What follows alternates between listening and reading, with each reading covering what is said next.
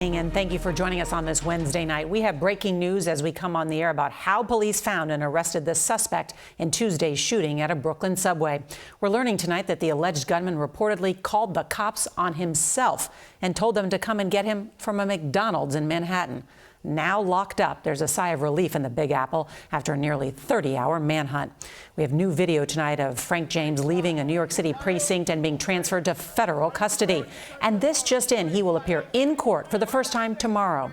James is accused of shooting 10 people, including 5 students who were heading to school. Luckily, no one was killed. Authorities tonight say there is no indication that James had ties to any terror organizations. And while the motive remains unclear, there is a trail of profanity-laced rants on social media videos that were allegedly posted by James. CBS's Mola Lenghi has all the new details tonight and joins us again from the scene. Good evening, Mola. Well, good evening, Nora. This exhaustive manhunt has finally come to an end with James's arrest just a few miles from the Brooklyn subway station here where the shooting happened yesterday morning. And as it turns out, he may have wanted to be arrested. As law enforcement sources tell the Associated Press that he actually called police to come pick him up.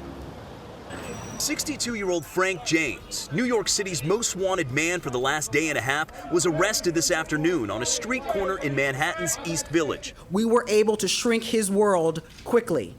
There was nowhere left for him to run. Zach Tahan said he called police after seeing a man who looked like James. I was working inside the store and I was doing security cameras inside. And I see the guy, he walking from the screen. I see him from the cameras. So I thought, oh, this guy, let me call the police. And I call him and we catch him. James had been wanted since yesterday morning's subway shooting that left more than 20 people injured, including 10 from gunshots. Surveillance video shows the alleged gunman entering a subway station early the morning of the attack, wheeling the same black cart that was later recovered at the scene. Officials say James is the man who donned a gas mask, detonated 2 smoke bombs, and then fired 33 shots into a packed subway car. After the attack, police say James slipped onto another train car, rode 1 stop, and escaped, sparking a multi-state manhunt. But police did recover some important evidence at the scene, including a 9mm gun, 3 extended magazines, a hatchet, gasoline, and 4 smoke grenades. They also found bank cards and a key to this U-Haul that investigators say James had rented.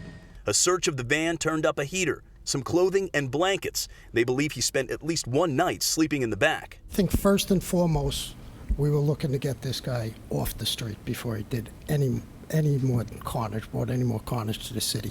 His arrest record spans at least 15 years in several states and includes 9 misdemeanor arrests in New York between 1992 and 1998 for possession of burglary tools and a criminal sex act. Police say he purchased the gun used in the attack from an Ohio pawn shop in 2011, but the serial number had been scratched out when it was recovered at the scene. It's about to happen. Investigators describe James as a lone wolf who posted hours of racist, violent rants on YouTube, including ones against the mayor. I talk about it. I've been talking.